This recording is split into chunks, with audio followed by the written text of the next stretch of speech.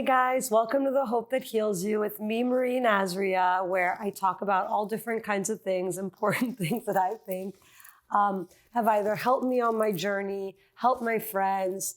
We've all gone through different experiences in our lives and we need to, make sense of them, heal them, pass through them, learn from them more importantly than anything. So today I want to talk about irrational thoughts. I've learned many years ago that a lot of the thoughts that I have are completely irrational. And without knowing that and learning from that and experiencing this distinction that certain thoughts I have are irrational, without knowing that, I don't know where I would be. So I think it's super important. And I just spoke to a friend recently about it, and she was telling me she's going through all these things, and she was very embarrassed to say, I'm having these really terrible thoughts about life, about my family, about my health, etc. And I was like, babe, you're having irrational thoughts. And she's like, what do you mean? And I was like, this is a tool that I picked up in therapy and it saves me time and time again.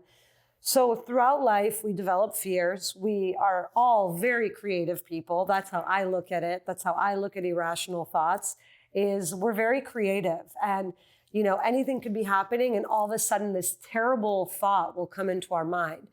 Does it mean we're going crazy? Does it mean something's terribly wrong? No and no. It is just an irrational thought. We have millions of thoughts going through our mind constantly.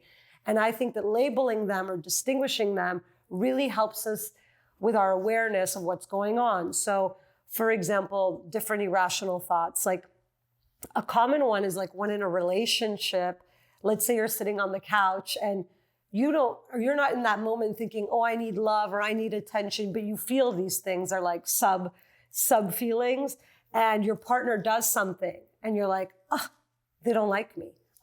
I knew it. He's not into me. This is a very dumb example, but it happens. So you have this irrational thought as little as he doesn't like me.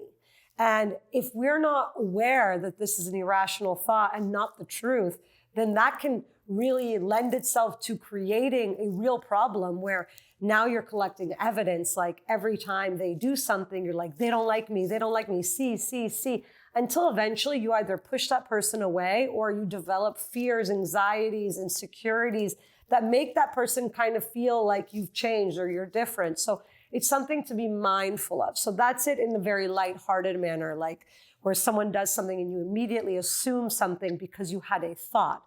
Those thoughts are just fleeting. You have to just let them keep going through.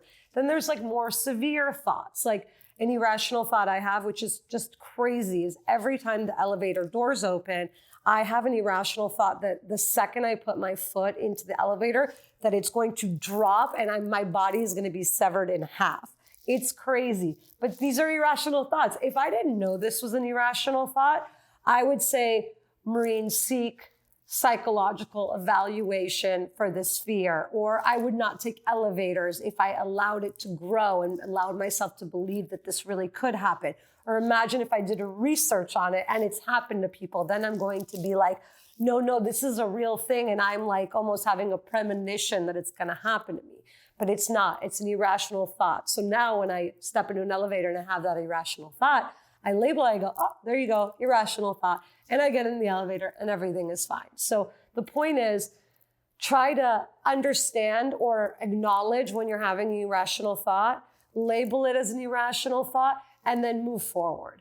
It really just helps with anxiety, stress, creating separation between you and reality, because again, it's an irrational thought.